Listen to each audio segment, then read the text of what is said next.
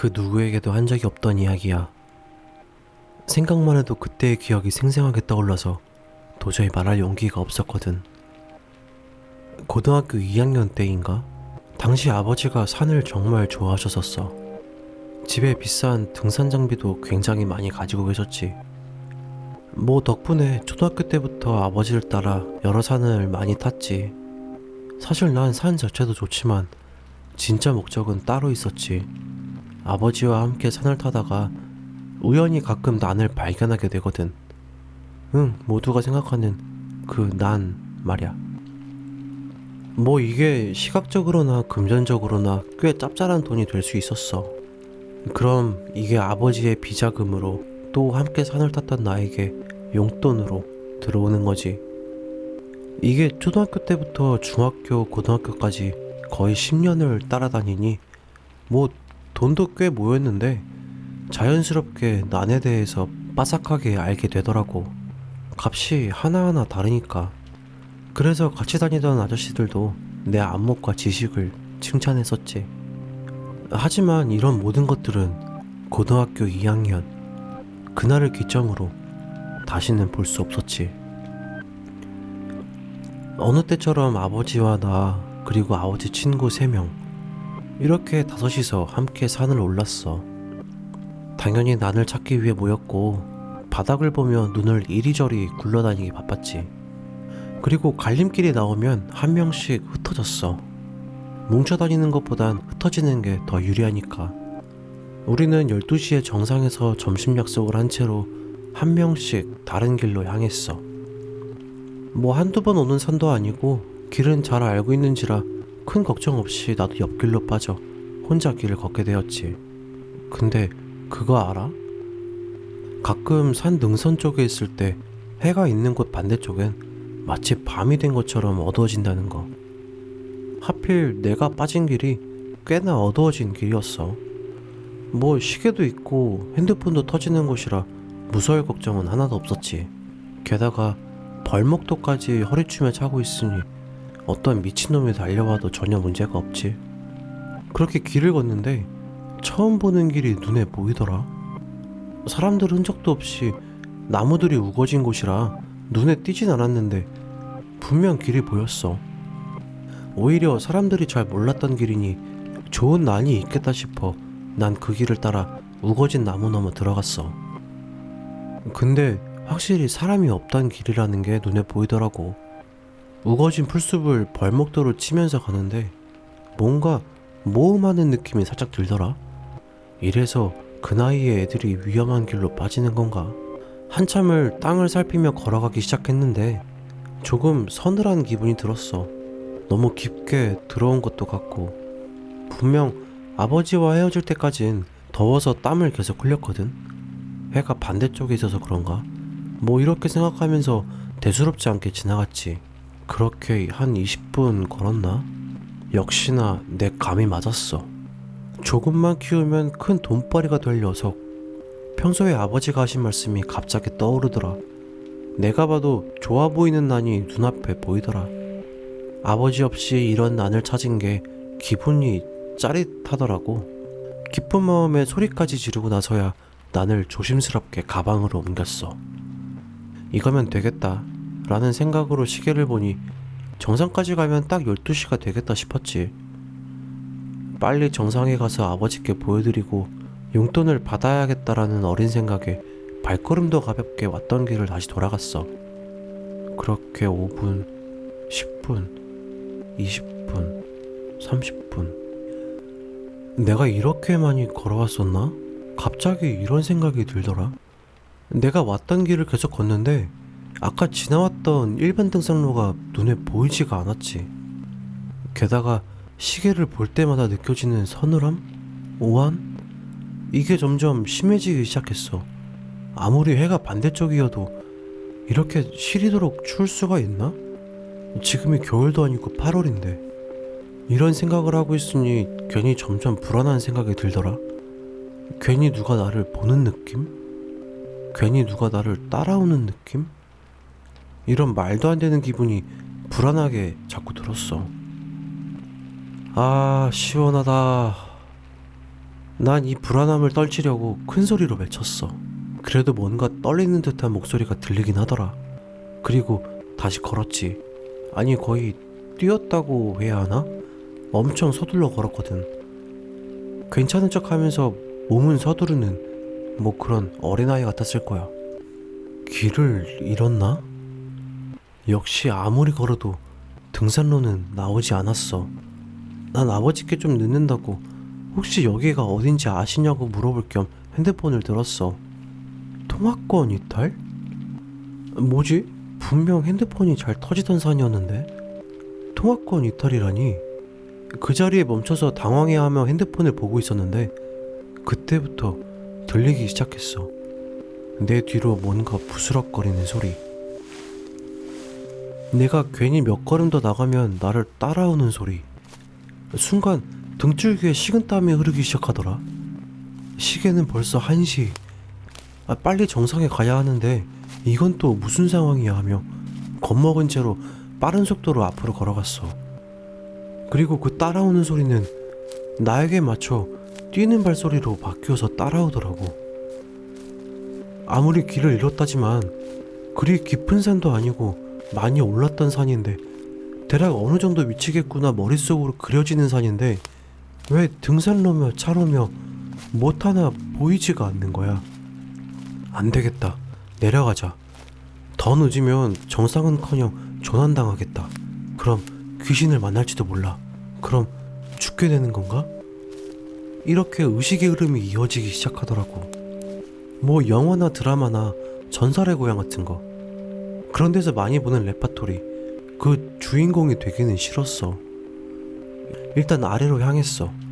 뭐 어디든 차로라도 보이겠지. 그럼 핸드폰이 터지겠지. 그런데 내가 향한 곳, 그곳엔 차로는 없었어. 아주 많은 무덤들이 나왔어. 커다란 공간에 말도 안 되는 숫자의 무덤들이 보였어. 아니, 많아도 적당히 많아야지. 국리묘지처럼 일렬로 쭉 늘어져 있는 수많은 무덤들. 사람의 손길이 전혀 없었는지 마구잡이로 자라있던 무덤 위의 풀들. 길이었지만 이젠 길이 아닌 수풀로 덮인 길들. 한 100m쯤 되려나? 일렬로 쭉 써있는 비석을 보니 여기가 한국이 맞나 하는 별 생각이 들기 시작하더라고. 가뜩이나 아까부터 뒤에서 들려오는 발자국 소리까지 계속 들려오니까 오싹했지. 나는 못 본 거야. 아무것도 못 본 거야. 난 무서운 마음에 고개를 푹 숙이고 미친놈처럼 서둘러 다시 길을 내려갔어. 내가 지금 정상이 아닌 건가? 아래로 좀 더 내려왔더니 갈림길 하나가 보였어. 뒤에서는 발자국 소리가 계속 들리고 나는 어디로 가야 할지도 모르고 정신이 나갈 것만 같더라. 분명 아침에 오른쪽으로 산을 올라왔으니까 오른쪽으로 가자. 이 생각으로 길을 따라 다시 걸었는데 다시 보이기 시작했어. 그 쭉 늘어진 무덤들. 그곳에 다시 왔어. 핸드폰도 여전히 통화권 이탈인 상태고 시간은 3시. 누군가가 따라오는 것 같고 계속 시리도록 서늘하고 내 눈앞에는 무덤들이 늘어져 있고 그제서야 머릿속이 하얗게 되더라. 이거 귀신에 홀린 거구나.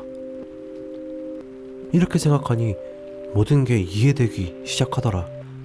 내가 정신이 나간 건지 오히려 마음이 편안해졌어. 그것도 잠시. 다시 정신을 차리고 난 다시 아래로 길을 나섰지. 다시 갈림길이 보였어. 이번엔 왼쪽으로. 10분 정도 걸으니 눈에 보였어. 그 무덤들이. 시계는 이제 곧 4시. 그 무덤가에는 나 혼자 덩그러니 서 있었고 어떻게든 빠져나가려고 다시 길을 올라가 갈림길에 도착했어. 그리고 벌목도로 바닥에 V 표시를 하곤 아까 갔던 오른쪽 길로 다시 향했어. 그리고 내 눈에 보인 건 또다시 무덤들. 난 또 다시 내려갔고 갈림길에서는 내가 표시한 V가 눈에 보였지. 그렇게 이 정신 나간 짓을 4번 정도 반복했고 시간은 6시가 되었어. V 표시는 4개가 더 늘었고 그걸 볼 때마다 죽음과 공포, 이 단어가 머릿속에 차올랐어. 그리고 그때였어. 난 소리를 지르며 아래로 뛰어내려갔어. 정신을 놓았다고 해야 하나? 아빠와 아저씨를 부르며 살려달라며 미친듯이 계속 뛰어내려갔어. 무덤들을 2번 정도 더 지나 다시 갈림길이 보였고 나는 뛰는 걸 멈췄어. 내가 멈춘 게 아니었어. 발이 떨어지지 않는다고 해야 하나? 마치 갯벌에 발이 빠진 것처럼 움직이질 않았어. 이대로 이렇게 죽는 거야? 그리고 내 고개가 돌아가기 시작했어. 이것도 내 의지가 아니야.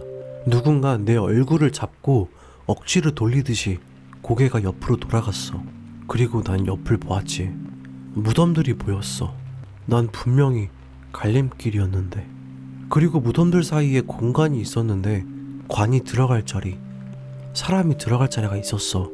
그리고 내 얼굴을 잡고 있는 것에 느낌이 들었지. 뒤에서 마른 손가락이 내 얼굴을 잡고 있는 차가운 손가락의 느낌? 그리고 등 뒤로부터 뿜어져 나오는 한기. 힘들었지? 이제 그만 가자. 목소리가 들렸어. 그 목소리를 듣자마자 움직이지 않는 다리 쪽으로 고꾸라졌어. 그리고 바닥에 머리를 마구 내리쳤어. 미친놈처럼 말이야. 이렇게라도 해야 다리가 움직일 것 같았거든. 근데 되더라고. 다리가 움직였어. 그리고 뛰었어. 또다시. 길이고 뭐고 그냥 아래로 계속 뛰었어. 나뭇가지가 얼굴을 핥히든 옷이 걸려 찢어지든 그냥 달렸어. 얼마나 뛰었지? 울면서 달리고 있는데 갑자기 귀 옆에서 큰 소리가 들렸어. 그만! 이제 그만 뛰어! 위험해! 목소리를 듣는 순간 난 무의식적으로 옆에 나무를 간신히 잡고 몸을 멈췄어. 그리고 내 눈앞에 펼쳐진 그 광경을 보자마자 눈물이 흘렀어. 거의 10m가 되는 높이의 낭떠러지가 눈에 보였거든. 무서워서 눈물이 난 게 아니었어. 무덤들이 아닌 다른 게 눈에 보여서 안심이 되었거든. 벗어났다. 이렇게 생각한 순간 난 정신을 잃었어. 그리고 눈을 떴을 때 난 산 입구에 누워있더라. 어안이 벙벙한 난 주위를 둘러봤고 내 앞에는 등산로 입구, 산을 내려오는 사람들, 그리고 아버지와 아저씨들. 내가 보이지 않아 걱정하던 차에 정상 부근 낭떠러지 앞에서 쓰러져 있는 날 업고 데려왔대. 입구에 도착하니 내가 꿰안았다고. 무슨 소리냐며 난 내가 겪은 일들을 아버지와 아저씨들에게 이야기했어. 아버지와 아저씨들은 얘가 꿈을 꿨다고 대수롭지 않게 웃으시더라. 찾으라던 나는 안 찾고 잠을 잔 게 아니냐며 말이야. 맞아. 이게 그 난 때문인가? 난 허겁지겁 가방을 살폈어. 하지만 그곳에 있던 건 나는커녕 그냥 잡초였어. 그걸 보고 아저씨들은 더 크게 웃으시더라.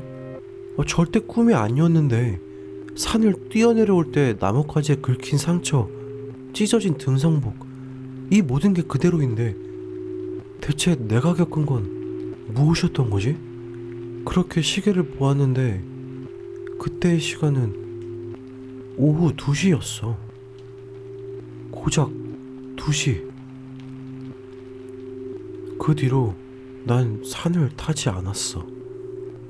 내가 따라다니지 않자 아버지도 등산을 가지 않으시게 되었고 어디 가서 아무도 믿지 않을 이야기.